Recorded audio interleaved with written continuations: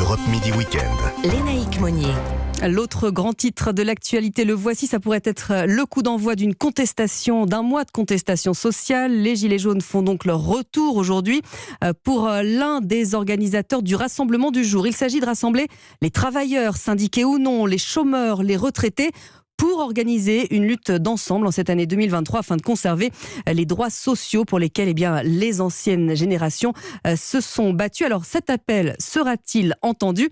On va voir ça avec Caroline Baudry. Bonjour Caroline. Bonjour. Alors l'un des rassemblements se tient à Paris tout à l'heure à 14h dans le 7e arrondissement où vous vous trouvez. Alors pour l'instant, apparemment les Gilets jaunes, vous nous le disiez, arrivent vraiment au compte-gouttes. Oui, une petite centaine de manifestants sont maintenant réunis. Les premiers arrivés vers 11h. Olivier, par exemple, 26 ans, gilet jaune sur le dos, il est venu porter plusieurs de ses revendications. Il y a déjà la sortie de l'Union européenne qui nous vassalise et qui nous contrôle. Et le pays part en décrépitude, tous les services publics en sont la preuve. Et ça ne peut plus continuer ainsi, vraiment.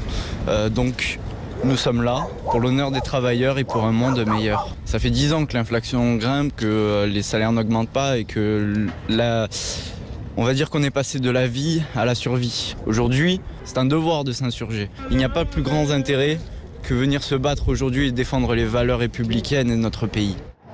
Ce manifestant espère un retour massif du mouvement. Certains ont allumé des fumigènes jaunes sur la place où je me trouve.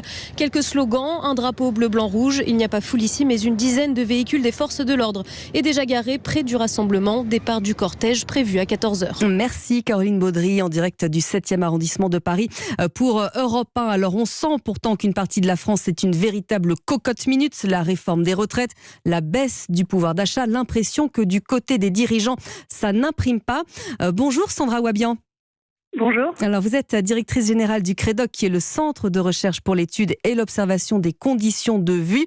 Alors on a beaucoup parlé par exemple des boulangers cette semaine, le prix de la baguette évidemment on le sait, c'est très symbolique pour les Français, mais on a l'impression qu'on ne va pas réussir, du moins dans un premier temps, à sortir de ce tunnel inflationniste. Oui, là c'est certain que les Français sont assez inquiets puisque l'inflation atteint des niveaux très élevés, notamment sur les produits qu'on achète au quotidien.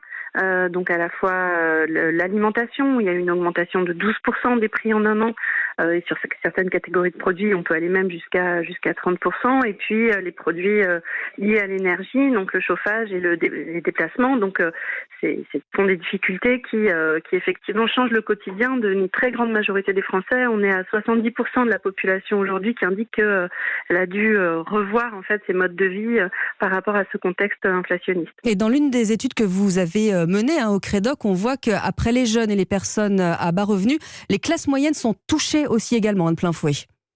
Oui, le sentiment de vulnérabilité, de se dire que peut-être le moindre pépin va faire basculer dans la pauvreté, a progressé, et notamment chez les classes moyennes inférieures.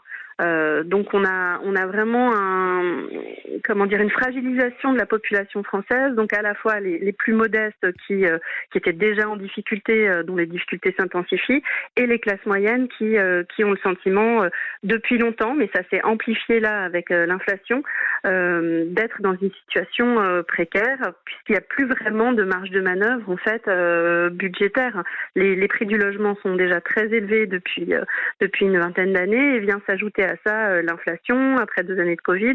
Bref, il y a une grande fatigue en fait dans la population et le sentiment de plus forcément avoir les ressources pour faire face. Alors avec cette incidence évidemment sur le moral des Français également. Vous disiez une grande inquiétude, une grande fatigue. Une grande fatigue, voilà. Donc là, vous parliez du mouvement des Gilets jaunes. Là, on est plutôt dans la colère, dans le souhait de transformer ces difficultés en horizon politique. Dans nos enquêtes, on ne voit pas pour l'instant cette colère. On voit plutôt une forme de lassitude et de fatigue par rapport à un enchaînement en fait de difficultés, puisqu'il y avait eu d'abord le mouvement des Gilets jaunes qui avait quand même beaucoup touché la société française, ensuite la crise Covid, ensuite la guerre en Ukraine, les tensions énergétiques. Donc les Français ont le sentiment de vivre dans un univers permanent de crise. Et donc il y a une forme de fatigue et de difficulté à se projeter. Finalement, là où il y a des moments de mouvements sociaux, c'est aussi quand il y a une étincelle, quand il y a quelque chose qui devient insupportable. Et pour l'instant, la population a aussi le sentiment que le gouvernement essaye de trouver des solutions. Il y a un certain nombre d'aides qui ont été mises en place. Pendant le Covid aussi, il y a eu beaucoup d'appui. Donc d'une certaine manière, c'est un petit peu tempérer, on va dire, la colère qu'il pouvait y avoir avant la période Covid. Et c'est ce qui ressort de ce que nous disait notre reporter Caroline Baudry, effectivement, qui était tout à l'heure au départ d'un rassemblement des Gilets jaunes. Merci beaucoup Sandra Wabian d'être venue nous parler de ça ce midi sur Europe 1. Je rappelle que vous dirigez le CREDOC, le Centre de recherche pour l'étude et l'observation des conditions de vie.